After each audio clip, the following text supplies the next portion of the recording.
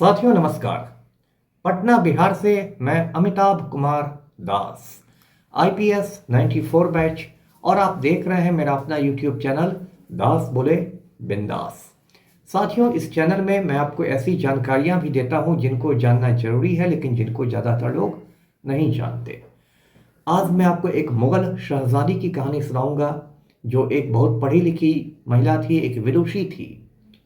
उनका नाम था गुलबदन बेगम। ये बहुत रोचक और ज्ञानवर्धक वीडियो है, इसे आखिर तक दिल थाम कर देखिए। साथियों, आप जानते हैं कि मुगल साम्राज्य की स्थापना बाबर ने की थी। बाबर ने मुगल एम्पायर की बुनियाद डाली थी। उसका पूरा नाम था ज़हीरुद्दीन मोहम्मद बाबर। बाबर जो था वो मध्य एशिया का रहने वाला था, सेंट्रल एशिया का। मध्य एशिया में एक देश है उज़्बेकिस्तान। उज़्बेकिस्तान बहुत खूबसूरत देश है, वहीं के फरगना घाटी का बाबर रहने वाला था। और 1526 में पानीपत की पहली लड़ाई में उसने इब्राहिम लोदी को शिकस्त देकर मुगल साम्राज्य की स्थापना की। बाबर ने कई शादियां की थी और उसमें उसकी एक बीवी का नाम था दिलदार बेगम। बाबर और दिलदार बेगम की ही बेटी का नाम था गुलबदन बेगम। गुलबदन का मतलब हुआ जिसका शरीर गुलाब के जैसा हुआ। तो इस तरह ये जो गुलबदन बेगम थी, ये बाबर की बेटी थी, हुमायूं की बहन थी और अकबर की बुआ थी, यानी फुआ थी, और मुगलों का इतिहास लिखने वाली एकमात्र महिला थी। ये गुलबदन बेगम जब 17 बरस की थी तो इसकी शादी हो गई खिज़र ख्वाजा खान से, जो इसका कजिन भी था और एक चगताई नोबल मैन था, यानी एक बहुत ही अभिजातीय कुल का आदमी था खिज़र ख्वाजा खान। साथियों, उस जमाने में महिलाएं बहुत ज़्यादा बाहर नहीं निकलती थी, लेकिन फिर भी गुलबदन बेगम ने अपनी सहेलियों के साथ हज किया। आप जानते हैं कि हज जो होता है वो मुसलमानों की तीर्थ यात्रा है और वो लोग मक्का जाते हैं हज करने के लिए।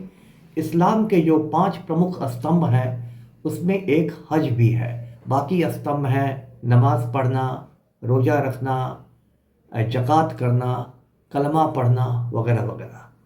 तो हज है। और जो मुग़ल बादशाह थे वो भी इस्लाम मानने वाले थे, मुसलमान थे, लेकिन वो हज पर जाने से थोड़ा परहेज़ करते थे, इसलिए क्योंकि उनको अपनी जान का खतरा रहता था। उनके इतने दुश्मन होते थे बादशाहों के कि उनको लगता था कि हज पर जाने में मक्का की भीड़ भाड़ में उनका कत्ल हो सकता है। लेकिन गुलबदन बेगम को हज पर जाना था। उसने अकबर से इजाज़त ली और इजाज़त लेकर वो हज के लिए रवाना हो गई। उस समय अकबर की राजधानी थी, कैपिटल था फतेहपुर सिकरी, जो यूपी में है, आप जानते हैं। और वहाँ से गुलबदन बेगम अपनी सहेलियों के साथ पूरे लाव लश्कर के साथ रवाना हुई। वो गुजरात के सूरत पहुँच गई, फिर अरब सागर पार करके वो जद्दा पहुँची, जो कि एक बंदरगाह है, और जद्दा से वो मक्का पहुँच गई।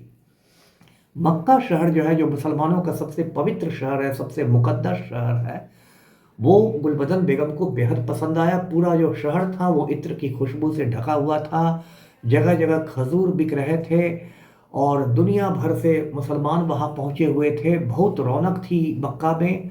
और गुलबदन बेगम और उनकी सहेलियों का ऐसा मन लगा मक्का में कि 4 बरस तक वे लोग मक्का में रह गई। उसके बाद वो हिंदुस्तान लौटी।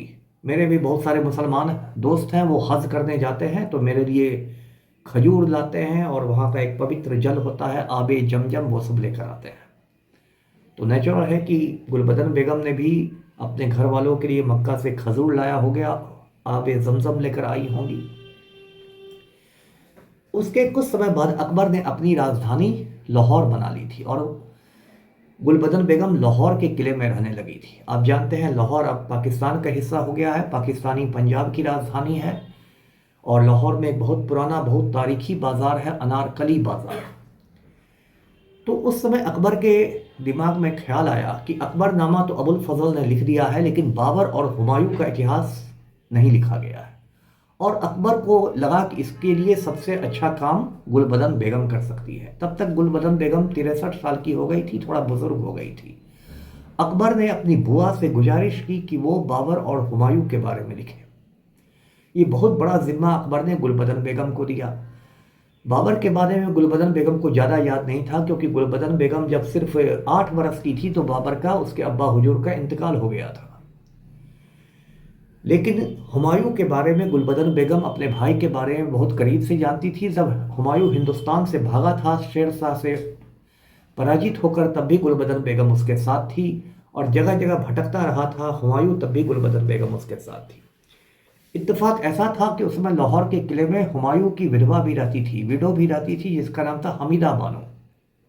तो ये हमीदा बानो, गुलबदन बेगम और बाकी जो शाही घराने की महिलाएं थी, ये सब हुक्का पीती रहती, बैठ के आपस में बातें करती रहती, पुरानी चीज़ों को याद करती रहती, और गुलबदन बेगम वो किताब लिखती रहती। वो जब किताब छपी तो उसका नाम था हुमायूं नामा, और आज तक इसको मुगलों के इतिहास पर एक बहुत ही बेहतरीन किताब के रूप में माना जाता है। ये किताब गुलबदन बेगम ने अपनी मातृभाषा में लिखी थी, मादरी ज़बान में लिखी थी, और गुलबदन बेगम की मातृभाषा थी चगतई तुर्की, यानी तुर्की भाषा का एक रूप था चगतई। बाद में इस हुमायूं नामा का फारसी भाषा में, पर्शियन में अनुवाद हुआ, तर्जुमा किया गया। आप जानते हैं कि फारसी भाषा जो है वो मुगलों की राजभाषा थी, दरबारी भाषा थी। अब इस हुमायूं नामा में एक बड़ी रोचक घटना का जिक्र किया है गुलबदन ने, जिसको हम लोग बचपन से सुनते आए हैं कि हुमायूं जब बहुत जोर से बीमार पड़ा तो बाबर ने अल्लाह से कहा कि वो हुमायूं की जान बख्श दे और बदले में उसकी जान ले ले।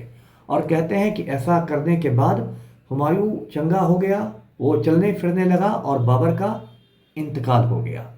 तो इस तरह से बाबर ने अपनी जान देकर अपने बेटे की जान बचा ली। ये जो हुमायूं नामा है, इसमें और भी बहुत सारी रोचक बातें हैं, लेकिन ये जो किताब है ये एक जगह जाकर ये अचानक ख़त्म हो जाती है, और कहा जाता है किताब का जो आखिरी सेंटेंस है, जो आखिरी वाक्य है, वो तो बिल्कुल अधूरा छूटा है। आखिरी वाक्य में गुलबदन बेगम ने लिखा है कि किस तरह हुमायूं के भाई कामरान मिर्ज़ा को अंधा कर दिया गया था, उसकी आंखें फोड़ दी गई थी। पुराने ज़माने में जब भाइयों के बीच जंग छिड़ती थी गद्दी के लिए, तो जीतने वाला भाई हारने वाला भाइयों के सर कलम करवा देता था या आंखें फोड़वा देता था, जिससे वो गद्दी पर नहीं बैठ सके। साथियों, ये जो गुलबदन बेगम थी, ये 80 बरस तक की उम्र तक रही इस दुनिया में। उस जमाने में 80 बरस तक रहना बहुत बड़ी बात थी, लगभग 500 साल की बात मैं आपको कह रहा हूँ। और उसके बाद इसका इंतकाल हुआ तो इसको काबुल में दफनाया गया। काबुल में एक जगह है बागे बाबर, मतलब बाबर का बगीचा, उसको इंग्लिश में कहेंगे बाबर्स गार्डन। उसी बागे बाबर में गुलबदन बेगम को सुपुर्दे खाक किया गया, और इसी बागे बाबर में बाबर को भी, यानी कि गुलबदन बेगम के अब्बा को भी दफनाया गया था। साथियों, गुलबदन बेगम के बारे में बहुत लोग नहीं जानते, लेकिन अब धीरे धीरे उनमें लोगों की दिलचस्पी बढ़ती जा रही है। एक बहुत बड़ी इतिहासकार हैं रूबी लाल। रूबी लाल विदेश के एक यूनिवर्सिटी में इतिहास पढ़ाती हैं। उन्होंने कुछ साल पहले एक किताब लिखी है, इंग्लिश की मोटी दादी किताब है, वेगाबॉन्ड प्रिंसेस। ये गुलबदन बेगम की जीवनी है। यदि आपको ये किताब चाहिए तो आप अमेज़न से जाकर इसे ऑनलाइन मंगा सकते हैं। इस किताब में आप गुलबदन बेगम की ज़िंदगी से जुड़े बहुत सारे पहलुओं को जानेंगे। तो साथियों, आज का वीडियो यहीं तक था। वीडियो को लाइक करें, शेयर करें, चैनल को सब्सक्राइब कीजिए। धन्यवाद। जय हिंद।